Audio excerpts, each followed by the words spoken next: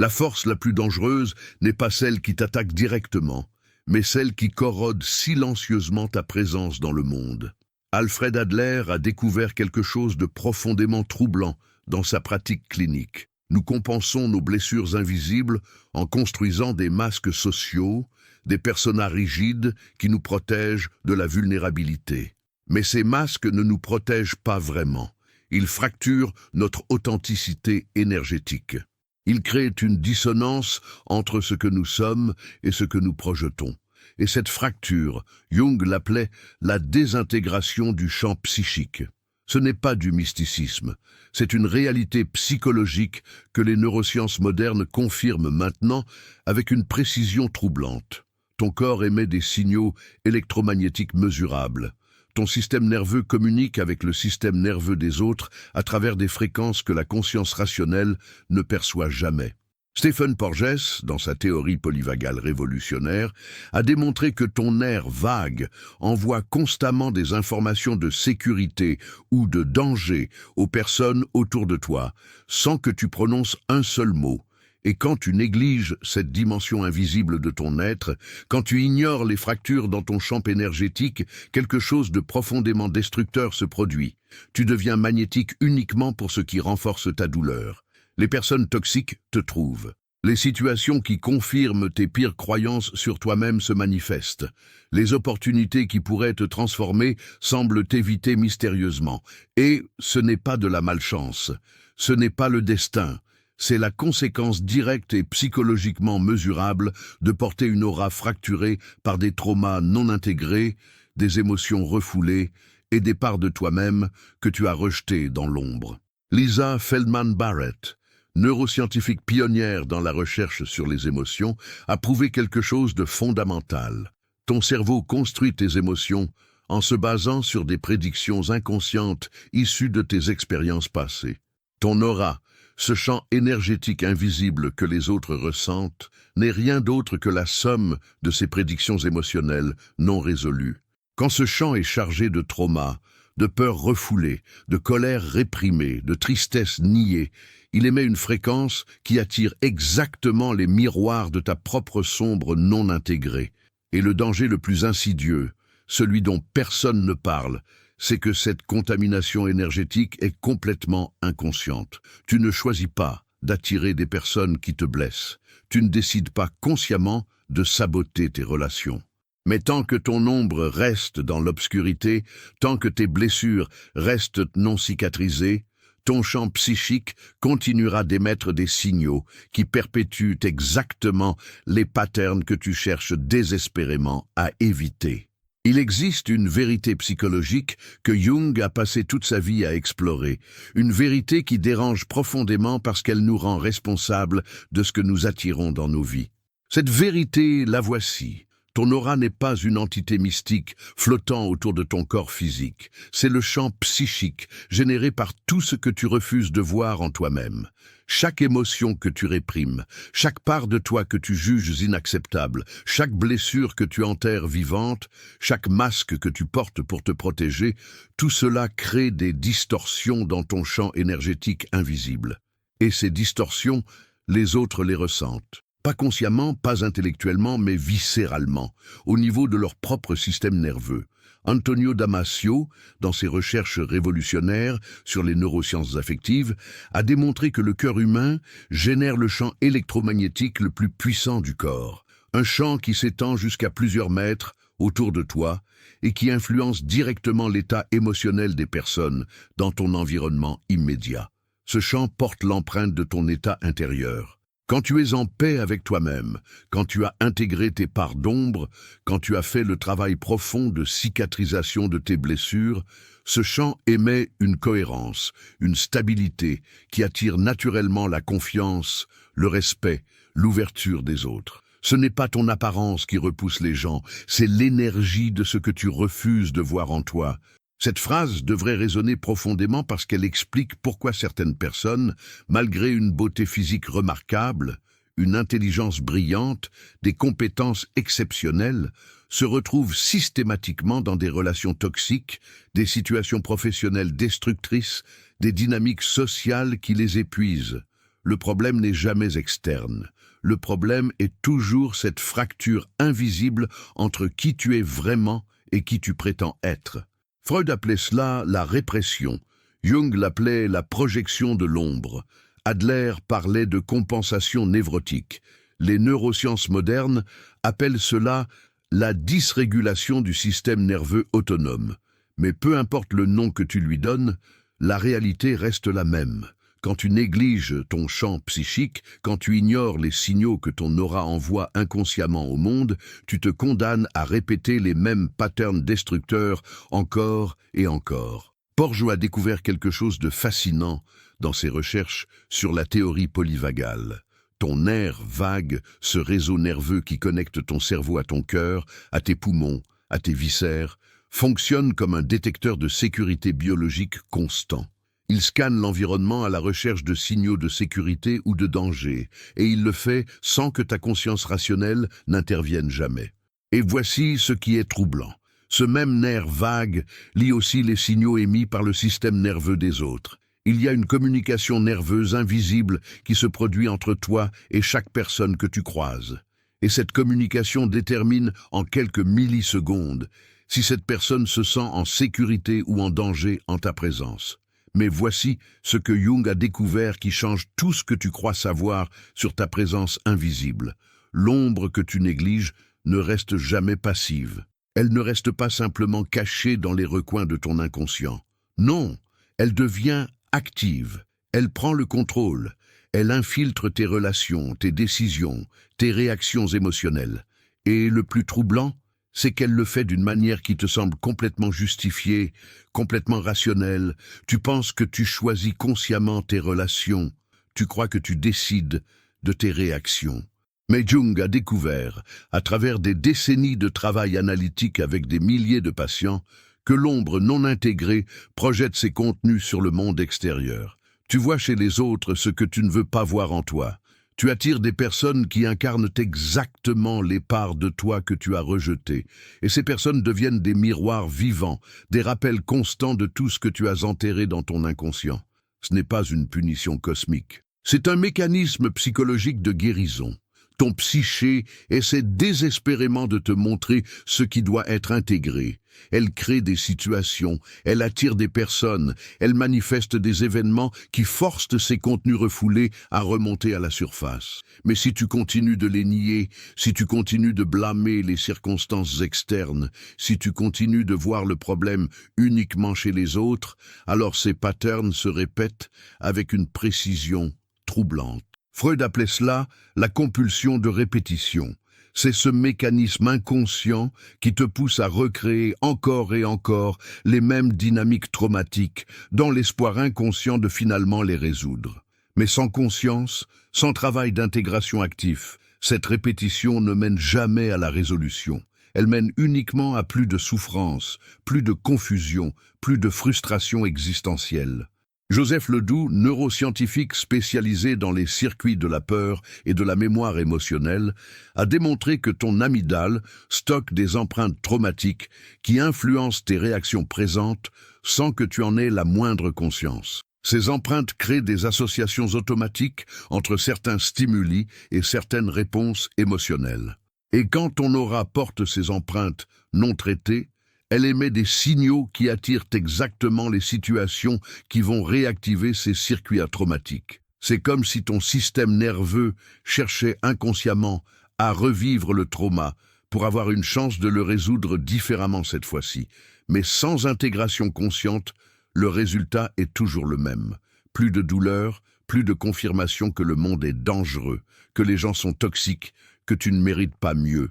Et c'est là que ça devient vraiment troublant. Parce que ce que tu attires n'est jamais un hasard. Les personnes que tu rencontres, les situations dans lesquelles tu te retrouves, les opportunités qui se présentent ou qui t'échappent, tout cela est influencé par la fréquence énergétique que ton champ psychique émet. Adler a découvert quelque chose de fondamental dans son travail sur le complexe d'infériorité. Nous développons tous, dans l'enfance, un sentiment profond d'inadéquation, d'insuffisance. Et la manière dont nous compensons ce sentiment détermine toute notre trajectoire de vie. Certains compensent en devenant hyper performants, en cherchant constamment la validation externe, en construisant des personas brillantes qui masquent leur vulnérabilité profonde. D'autres compensent en se retirant, en se protégeant de l'échec potentiel, en n'essayant jamais vraiment, en restant dans des zones de confort étouffantes. Mais dans les deux cas, la compensation crée une fracture. Tu n'es plus aligné avec ton authenticité profonde. Tu vis depuis un masque, depuis une persona construite pour te protéger de la blessure originelle.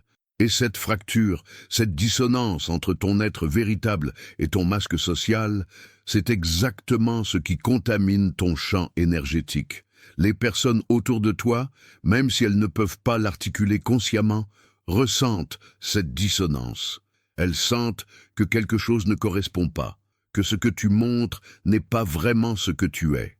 Et inconsciemment, cela crée de la méfiance, de la distance, une impossibilité de connexion authentique. Matthew Lieberman, neuroscientifique spécialisé dans le cerveau social, a démontré que nos cerveaux sont câblés pour détecter l'authenticité et la fausseté chez les autres. Nous avons des réseaux neuronaux dédiés à lire les signaux sociaux subtils, les micro-expressions, les incohérences entre ce que quelqu'un dit et ce que son corps communique.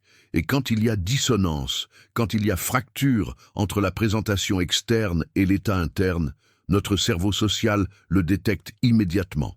Cela ne veut pas dire que les gens vont consciemment penser que tu es faux, mais ils vont ressentir un malaise inexplicable, une réticence à s'ouvrir vraiment, une barrière invisible qui empêche l'intimité véritable.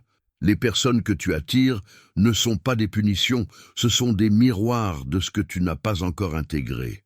Comprends-tu la profondeur de cette vérité ? Chaque relation difficile, chaque personne toxique qui entre dans ta vie, chaque dynamique épuisante que tu vis, c'est ton inconscient qui essaie de te montrer quelque chose sur toi-même. Ce n'est pas pour te torturer, c'est pour te guérir. Mais la guérison ne peut se produire que si tu es prêt à regarder le miroir, à reconnaître ce qu'il te montre, à intégrer consciemment ce que tu as rejeté dans l'ombre. Attends de comprendre ce que cela révèle, sur pourquoi certaines personnes semblent sentir tes failles, avant même que tu parles. Il y a une dimension du trauma qui reste complètement invisible à la conscience rationnelle, mais qui imprègne chaque cellule de ton corps, chaque signal que ton système nerveux émet. Jung parlait de trauma archétypal, ces blessures qui ne sont pas seulement personnelles, mais qui touchent à des dimensions universelles de l'expérience humaine. L'abandon, la trahison, l'humiliation, l'invisibilité, le rejet.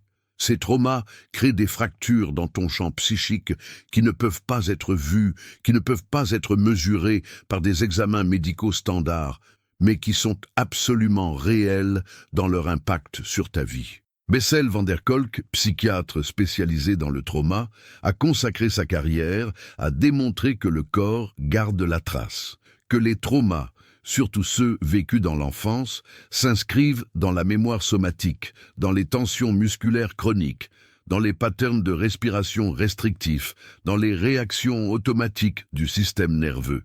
Et ces traces corporelles du trauma émettent des signaux. Elles créent une posture, une énergie, une présence qui communiquent inconsciemment de la vulnérabilité, de la blessure, du besoin. Et il y a des personnes, Jung les appelait les prédateurs psychiques, qui ont développé une capacité inconsciente à détecter ces signaux de vulnérabilité.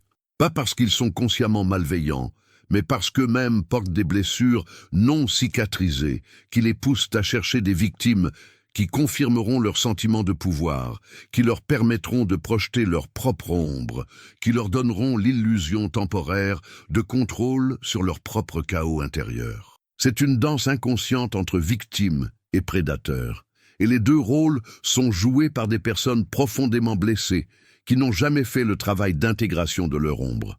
Tes blessures invisibles émettent une fréquence que seuls ceux qui veulent exploiter cette douleur peuvent détecter. Cette réalité est difficile à accepter parce qu'elle nous confronte à notre propre responsabilité. Il est plus facile de se voir comme victime des circonstances, comme malchanceux dans nos choix relationnels, comme poursuivis par des personnes toxiques.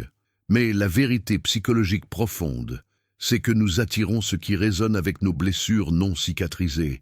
Et tant que ces blessures restent dans l'ombre, tant qu'elles restent niées, réprimées, non traitées, elles continueront d'émettre cette fréquence qui attire exactement ce que nous cherchons à éviter. Richard Davidson, neuroscientifique pionnier dans la recherche sur la neuroplasticité émotionnelle, a démontré quelque chose de profondément libérateur. Le cerveau peut changer. Les circuits neuronaux formés par le trauma ne sont pas permanents. Avec un travail conscient, avec des pratiques de régulation émotionnelle, avec une thérapie profonde, avec un processus d'intégration de l'ombre, ces circuits-là peuvent être recablés. La mémoire traumatique peut être reconsolidée d'une manière qui retire sa charge émotionnelle destructrice. Mais cela demande du courage. Cela demande de regarder directement ce que tu as passé toute ta vie à éviter. Cela demande de ressentir pleinement les émotions que tu as enfouies, de pleurer les pertes que tu n'as jamais pleurées, de reconnaître les besoins qui n'ont jamais été satisfaits, d'exprimer la colère qui a été réprimée pendant des décennies. Freud avait raison sur quelque chose de fondamental. Ce qui est réprimé ne disparaît jamais. Il reste actif dans l'inconscient, influençant tes pensées, tes émotions, tes comportements d'une manière que tu ne peux pas contrôler consciemment. La seule façon de reprendre le contrôle, c'est de lever le refoulement, de ramener à la conscience ce qui a été enterré, de l'intégrer dans une compréhension cohérente de qui tu es. Daniel Siegel appelle cela l'intégration neuronale. C'est le processus par lequel différentes parties du cerveau, différents états émotionnels, différentes mémoires fragmentées sont reliées dans un tout cohérent. Et quand cette intégration se produit, quand les fractures sont cicatrisées, quelque chose de profond change dans ton champ énergétique. La dissonance disparaît, l'authenticité émerge. La présence devient magnétique, non pas parce que tu as appris des techniques de charisme, mais parce que tu es enfin aligné, enfin entier, enfin toi-même, sans masque ni protection. Il se passe quelque chose d'encore plus mystérieux ici, quelque chose que Stephen Porges a découvert sur la communication nerveuse invisible entre les êtres humains. Il l'appelle la neuroception, cette capacité du système nerveux à évaluer la sécurité ou le danger de l'environnement social sans intervention de la conscience. Et voici ce qui est fascinant. Quand ton propre système nerveux est régulé, quand tu as intégré tes traumas, quand tu es en paix avec ton ombre, ton nerf vague envoie des signaux de sécurité au système nerveux des personnes autour de toi. Ils se sentent en sécurité en ta présence. Ils s'ouvrent naturellement. Ils baissent leur défense.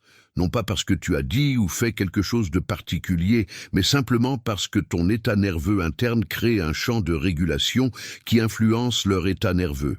Tu ne choisis pas seulement qui tu fréquentes, ton système nerveux choisit pour toi, inconsciemment. Cette vérité bouleverse complètement notre compréhension des relations humaines.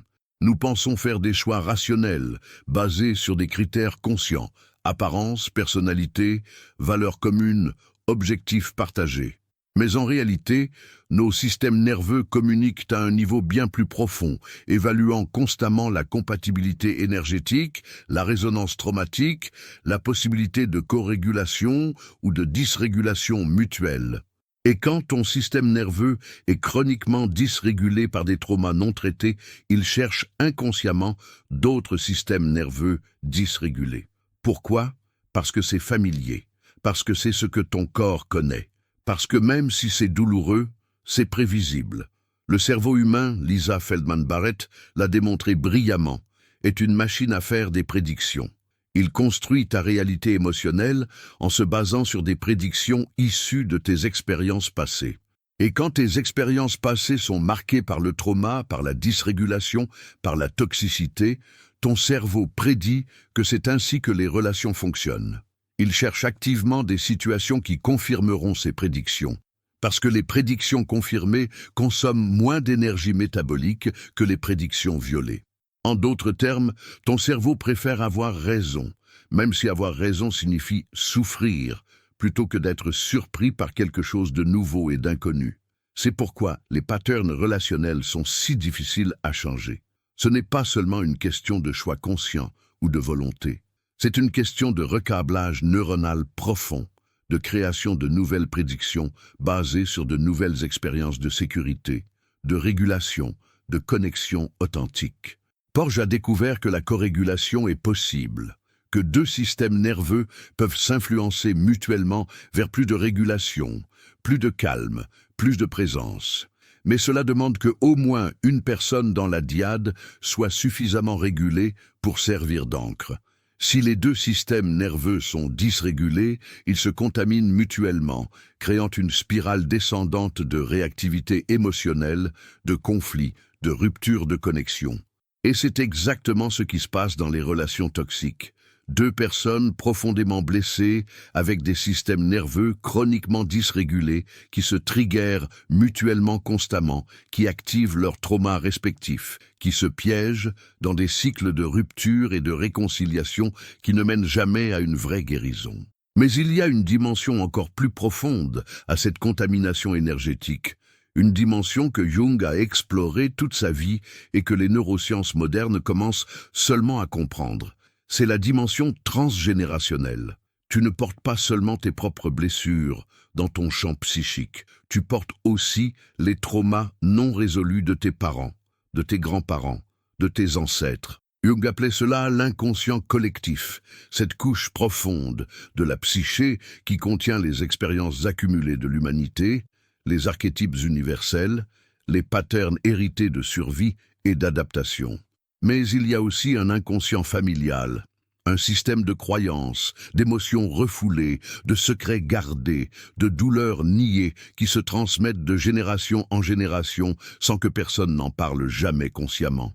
Boris Cyrulnik, neuropsychiatre spécialisé dans la résilience et le trauma transgénérationnel, a démontré que les enfants de survivants de génocide, de guerre, de catastrophes, portent dans leur corps les traces du trauma de leurs parents, même s'ils n'ont jamais vécu ces événements directement.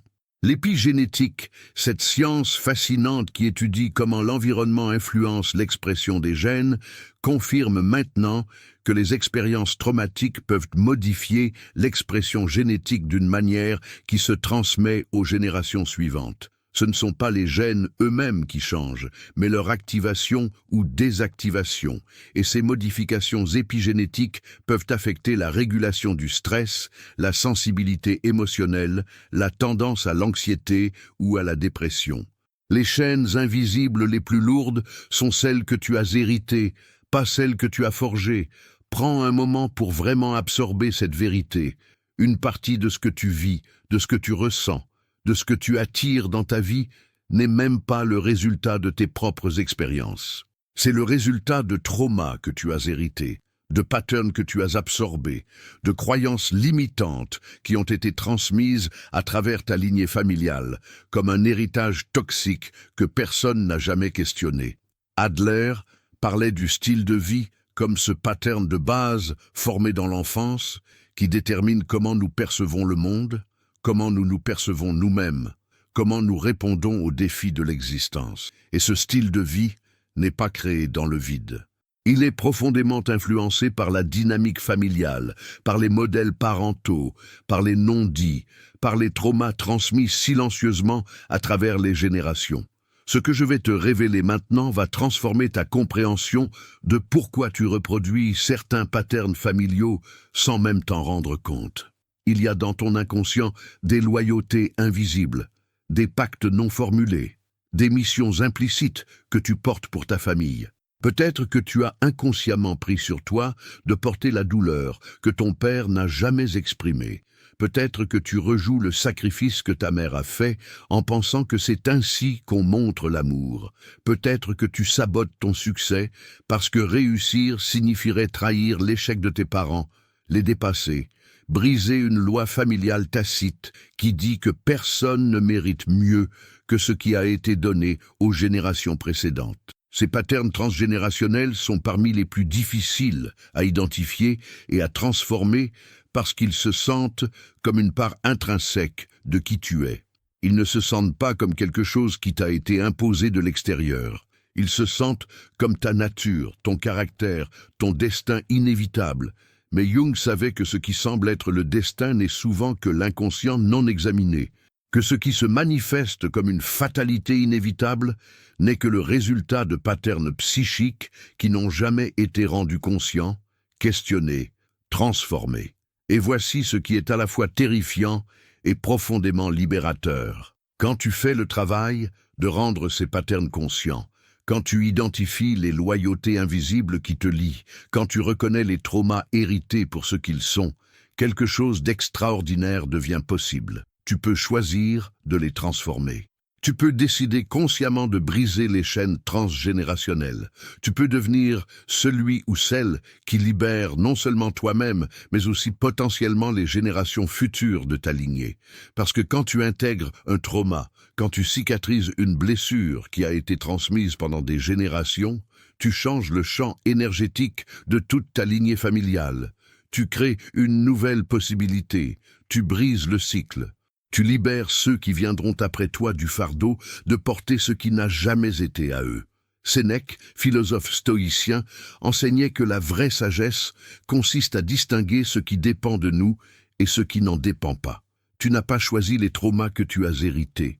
Tu n'as pas choisi ta famille, ton environnement d'enfance, les blessures que tu as absorbées avant même d'avoir la capacité de les comprendre. Mais maintenant, avec la conscience que tu as développée, avec la compréhension psychologique profonde que tu acquiers, tu peux choisir ce que tu fais avec cet héritage. Tu peux choisir de le transformer. Et c'est ici que tout bascule, quand tu comprends que l'intégration de ton ombre ne te rend pas plus sombre, mais infiniment plus lumineux. Il y a une illusion profondément ancrée dans notre culture, une croyance que pour être bon, pur, spirituel, il faut rejeter tout ce qui est sombre, tout ce qui est négatif, tout ce qui est difficile en nous. Que la transformation consiste à se débarrasser de nos parts inacceptables, à les supprimer, à les transcender. Mais Jung a découvert exactement l'inverse. Il a découvert que le processus d'individuation, ce chemin vers la réalisation du self authentique, ne passe pas par le rejet de l'ombre, mais par son intégration consciente. Que la vraie transformation ne consiste pas à devenir quelqu'un de différent, mais à devenir pleinement toi-même, en acceptant, en embrassant, en intégrant toutes les parts de toi que tu as fragmentées et rejetées. Freud parlait de lever le refoulement. Jung parlait de l'alchimie psychique, ce processus mystérieux par lequel les contenus les plus sombres de l'inconscient, une fois rendus conscients et intégrés, se transforment en or psychologique, en sagesse, en force authentique. Et les neurosciences modernes confirment maintenant que ce processus n'est pas métaphorique, mais neurobiologiquement réel. Quand tu fais le travail conscient d'explorer tes parts d'ombre, quand tu ressens pleinement les émotions que tu as réprimées, quand tu reconnais et acceptes les besoins, les désirs, les peurs que tu as niées, quelque chose change dans ton cerveau. Les circuits neuronaux fragmentés commencent à s'intégrer. Daniel Siegel parle d'intégration neuronale comme le processus par lequel différentes régions du cerveau, différents états émotionnels, différentes mémoires fragmentées se connectent dans un réseau cohérent. Et cette intégration crée ce que Siegel appelle la flexibilité adaptative, cette capacité à répondre de manière appropriée et créative aux défis de la vie plutôt que de réagir automatiquement depuis des patterns traumatiques figés. La vraie purification ne consiste pas à chasser les ténèbres, mais à les intégrer jusqu'à ce qu'elles deviennent lumière. Comprends-tu la profondeur radicale de cette vérité? Tes colères refoulées, une fois reconnues et exprimées de manière saine, deviennent ta capacité à établir des limites, à te protéger, à dire non à ce qui ne te sert pas. Tes tristesses niées, une fois pleinement ressenties et pleurées, deviennent ta capacité à la compassion profonde, à l'empathie authentique, à la connexion émotionnelle intime. Tes peurs enterrées, une fois confrontées et comprises, deviennent ta prudence sage, ton discernement, ta capacité à évaluer les risques réels et à agir courageusement malgré eux. Richard Davidson a démontré à travers ses recherches révolutionnaires sur la neuroplasticité que le cerveau conserve sa capacité de changement profond tout au long de la vie, que même les circuits traumatiques les plus anciens, les plus profondément ancrés, peuvent être transformés avec un travail conscient et soutenu. Il a étudié des méditants de longue pratique et a découvert que leur cerveau montre des changements structurels mesurables dans les régions associées à la régulation émotionnelle, à la compassion, à la conscience de soi. Mais tu n'as pas besoin de méditer pendant des décennies dans une grotte himalayenne pour accéder à cette neuroplasticité transformationnelle. Tu as besoin de faire le travail d'intégration de ton ombre.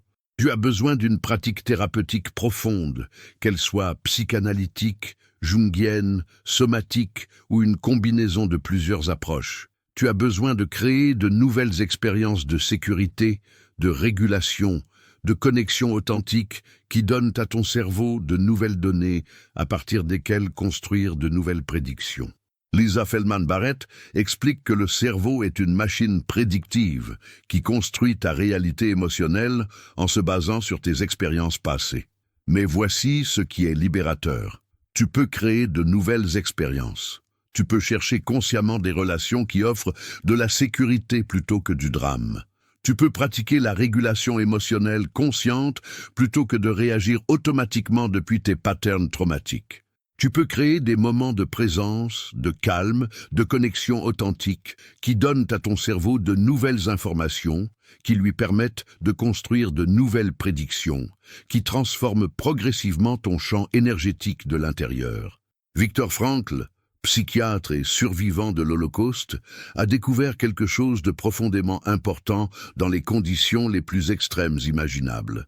Même quand toute liberté extérieure est retirée, même dans les circonstances les plus déshumanisantes, il reste une liberté fondamentale que personne ne peut enlever. La liberté de choisir ton attitude face à ce qui t'arrive. La liberté de donner un sens à ta souffrance. La liberté de transformer même les expériences les plus traumatiques en opportunités de croissance psychologique profonde. Cette liberté existentielle, c'est exactement ce que le processus d'intégration de l'ombre te rend.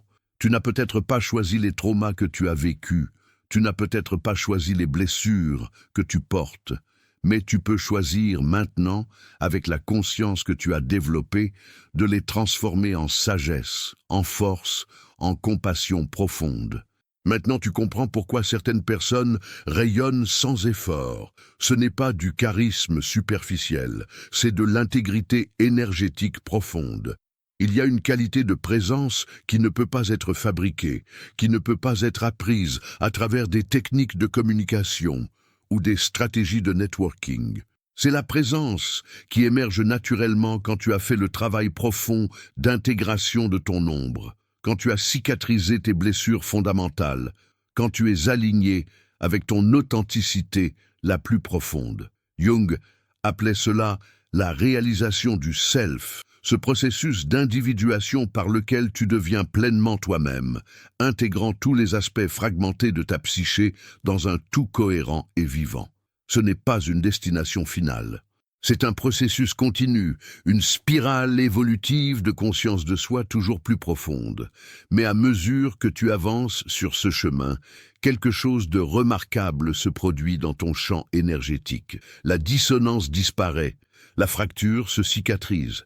Et ce qui émerge, c'est une cohérence, une intégrité, une authenticité qui rayonne naturellement.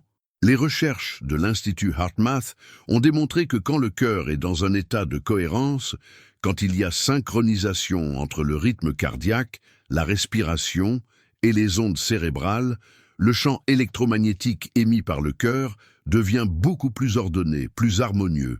Et cet état de cohérence cardiaque influence directement l'état émotionnel des personnes dans ton environnement. Ils ressentent ta paix intérieure, ils sentent ta stabilité. Et inconsciemment, leur propre système nerveux commence à se synchroniser avec le tien, à se réguler en résonance avec ta cohérence. C'est ce que Porges appelle la co-régulation positive. Quand ton système nerveux est régulé, il aide à réguler les systèmes nerveux des autres. Tu deviens une présence apaisante, stabilisante, sécurisante. Non pas parce que tu fais quelque chose de particulier, mais simplement parce que ton état interne crée un champ de régulation qui influence l'environnement. Le vrai magnétisme n'attire pas les foules. Il attire les âmes qui reconnaissent ta lumière intégrée. Et c'est peut-être la transformation la plus profonde qui se produit quand tu purifies ton champ énergétique à travers l'intégration de ton ombre. Tu cesses d'attirer tout le monde, tu cesses d'essayer de plaire à tout le monde, tu cesses de te fragmenter pour correspondre aux attentes des autres. Et dans cette libération, quelque chose de magique se produit. Tu deviens magnétique pour exactement les personnes qui sont censées être dans ta vie, les personnes qui résonnent avec ta fréquence authentique, les personnes qui sont prêtes pour le niveau de profondeur, d'honnêteté, de connexion réelle que tu offres maintenant. Adler parlait du sentiment communautaire authentique, ce désir profond de contribuer au bien commun d'une manière qui honore qui tu es vraiment. Quand tu as intégré ton ombre, quand tu as dépassé ton complexe d'infériorité à travers une acceptation profonde de toi-même, tu découvres ta contribution unique. Tu découvres comment tes blessures transformées deviennent tes dons les plus précieux. Comment ta sensibilité, qui a peut-être été une source de souffrance, devient ta capacité à comprendre profondément les autres. Comment ton intensité émotionnelle, qui a peut-être été jugée comme excessive, devient ta passion, ta créativité, ta capacité à vivre pleinement. Comment ton besoin de solitude, qui a peut-être été perçu comme de l'antisocialité, devient ta capacité à la réflexion profonde, à la contemplation, à la connexion avec toi-même.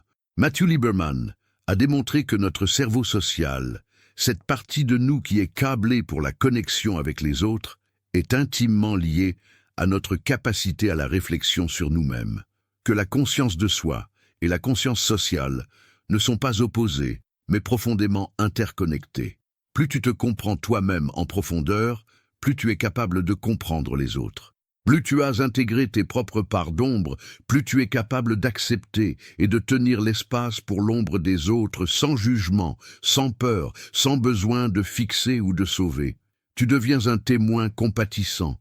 Tu deviens une présence qui permet aux autres de se révéler dans leur vérité, parce qu'ils sentent qu'ils ne seront pas jugés, qu'ils ne seront pas rejetés, qu'ils peuvent être pleinement eux-mêmes en ta présence.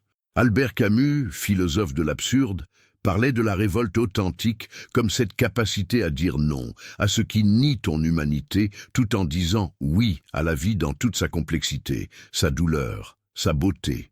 L'intégration de ton ombre, c'est cette révolte existentielle, c'est refuser de vivre depuis un masque, de porter des loyautés qui ne sont pas les tiennes, de sacrifier ton authenticité pour la paix superficielle. C'est dire oui à toute ta complexité, à toutes les contradictions que tu portes, à toute la richesse de ton expérience humaine. Et dans ce oui radical à toi-même, tu découvres une liberté que personne ne peut te retirer. Marc Aurèle, empereur stoïcien, écrivait que la vraie autorité ne vient pas du pouvoir sur les autres, mais de la maîtrise de soi. Et cette maîtrise de soi ne signifie pas répression, contrôle rigide, négation de tes émotions. Elle signifie intégration consciente, capacité à ressentir pleinement tout en choisissant consciemment comment répondre. Elle signifie être présent à ce qui est, sans résistance, sans déni, tout en maintenant ton autonomie, ta dignité, ton intégrité. Combien de ces patterns as-tu reconnus dans ta propre énergie invisible? Écris ton ombre en commentaire. C'est important de prendre conscience de l'ampleur de ce que tu portes inconsciemment. Parce que la conscience, c'est toujours la première étape de la transformation. Tu ne peux pas changer ce que tu ne vois pas. Tu ne peux pas intégrer ce que tu refuses de reconnaître. Et le simple fait de prendre conscience de ces patterns, de ces fractures dans ton champ énergétique, de cette contamination inconsciente que tu as portée peut-être pendant des décennies, c'est déjà le début de la guérison. Jung disait que la prise de conscience n'est pas seulement intellectuelle. Ce n'est pas suffisant de comprendre conceptuellement pourquoi tu fais ce que tu fais. Il faut une compréhension viscérale, émotionnelle, corporelle. Il faut ressentir la vérité de ces patterns dans ton corps. Il faut pleurer les larmes qui n'ont jamais été pleurées. Il faut trembler la peur qui a été figée dans tes muscles. Il faut hurler la colère qui a été réprimée dans ta gorge. Cette libération émotionnelle n'est pas une perte de contrôle. C'est une réclamation de ton humanité complète. C'est un retour à la vie après des années, peut-être des décennies, de survie émotionnelle. Et quand cette libération se produit, quand tu permets enfin à ton corps de décharger les énergies émotionnelles qui ont été retenues, quelque chose de profond se transforme dans ton champ énergétique. Les tensions chroniques commencent à se relâcher. Les patterns de respiration restrictifs s'ouvrent. La posture change. L'expression faciale se détend. Et cette transformation corporelle change immédiatement les signaux que tu émets. Les personnes autour de toi le sentent, même si elles ne peuvent pas l'articuler. Elles sentent que quelque chose a changé en toi, que tu es plus présent, plus authentique, plus accessible. Stanislas Dehaene, neuroscientifique spécialisé dans la conscience, a démontré que la conscience elle-même est un processus actif, une attention soutenue qui intègre des informations de différentes parties du cerveau dans un espace de travail global conscient. Et cette intégration consciente, c'est exactement ce que le travail d'intégration de l'ombre accomplit. Tu ramènes dans la lumière de la conscience des contenus qui étaient fragmentés, dissociés, relégués dans les recoins sombres de ton inconscient. Et en les ramenant à la conscience, en les reconnaissant, en les acceptant, en les intégrant, tu crées une cohérence psychique, une intégrité interne qui se reflète immédiatement dans ton champ énergétique externe. Si cette exploration a touché quelque chose de profond en toi, partage-la avec quelqu'un qui cherche à comprendre sa propre force invisible. Quelle révélation t'a le plus bouleversé? Parce que ces révélations ne sont pas destinées à rester enfermées. Elles sont destinées à être partagées, à circuler, à toucher d'autres âmes qui sont prêtes à entendre cette vérité. Jung parlait de synchronicité, ces coïncidences significatives qui se produisent quand tu es aligné avec ton chemin d'individuation. Et peut-être que cette exploration, ce moment où ces mots résonnent en toi, c'est exactement une de ces synchronicités. Peut-être que tu as été guidé ici, non pas par hasard, mais parce que ton âme savait que tu étais prêt à entendre cette vérité, à faire ce travail profond, à transformer ta présence dans le monde. Il y a une responsabilité qui vient avec cette prise de conscience. Une fois que tu sais, tu ne peux plus prétendre ne pas savoir. Une fois que tu as vu les fractures dans ton champ énergétique, tu ne peux plus les ignorer. Une fois que tu as compris que tu attires ce qui résonne avec tes blessures non cicatrisées, tu ne peux plus blâmer les circonstances externes. Cette responsabilité peut sembler lourde, elle peut sembler écrasante, mais en réalité, c'est la porte vers la libération la plus profonde. Parce que si tu es responsable de l'état de ton champ énergétique, cela signifie que tu as aussi le pouvoir de le transformer. Tu n'es pas victime de forces extérieures incontrôlables. Tu es un créateur actif de ta réalité énergétique. Et avec la conscience, avec le travail, avec l'engagement envers ton propre processus d'individuation, tu peux transformer complètement la fréquence que tu émets dans le monde. Frankl disait que le sens n'est pas quelque chose que tu crées arbitrairement. C'est quelque chose que tu découvres en répondant aux demandes spécifiques que la vie te présente. Et peut-être que la demande que la vie te présente en ce moment, c'est exactement cela. Prendre la responsabilité de ton champ énergétique. Faire le travail profond d'intégration de ton ombre, cicatriser les blessures qui ont contaminé ta présence pendant trop longtemps. Ce travail n'est pas facile. Il ne sera jamais facile. Parce qu'il demande de regarder directement ce que tu as passé toute ta vie à éviter. Il demande de ressentir ce que tu as enfoui. Il demande de reconnaître ce que tu as nié. Mais c'est le seul chemin vers la vraie transformation. C'est le seul chemin vers une présence magnétique authentique qui attire non pas tout le monde, mais exactement les bonnes personnes, les bonnes opportunités, les bonnes expériences qui sont alignées avec qui tu es vraiment. Et si tu veux continuer ce voyage d'intégration ensemble, rejoins notre communauté de membres qui font ce travail profond de transformation psychologique et énergétique. Parce que ce chemin, bien qu'il soit profondément personnel, n'est pas destiné à être parcouru dans l'isolement complet. Il y a une force dans la connexion avec d'autres âmes qui font le même travail, qui comprennent la profondeur de cette démarche, qui peuvent témoigner de tes transformations, qui peuvent refléter ta lumière quand tu as du mal à la voir toi-même. Cyrulnik parle de résilience relationnelle, cette capacité à guérir et à croître à travers des connexions authentiques et sécurisantes. Et c'est exactement ce qu'une communauté consciente peut offrir. Un espace de sécurité psychologique où tu peux te révéler dans ta vulnérabilité sans crainte de jugement, où tu peux partager tes processus les plus profonds, où tu peux recevoir le soutien et la validation dont chaque être humain a besoin pour faire ce travail difficile. Mais même si tu choisis de faire ce chemin seul, même si tu préfères l'intimité solitaire de ton propre processus d'introspection, sache que ce travail que tu fais, cette transformation de ton champ énergétique, cet engagement envers l'intégration de ton ombre, c'est le travail le plus important que tu puisses faire, non seulement pour toi-même, mais pour tous ceux qui croiseront ton chemin. Parce que chaque fois qu'une personne intègre son ombre, chaque fois qu'une personne cicatrise ses blessures profondes, chaque fois qu'une personne transforme sa présence énergétique, elle élève la conscience collective. Elle crée une possibilité nouvelle. Elle devient un exemple vivant que la transformation est possible. Et dans un monde où tant de personnes portent des traumas invisibles, des blessures non cicatrisées, des champs énergétiques fracturés, ton travail de guérison personnelle devient un acte de service à l'humanité.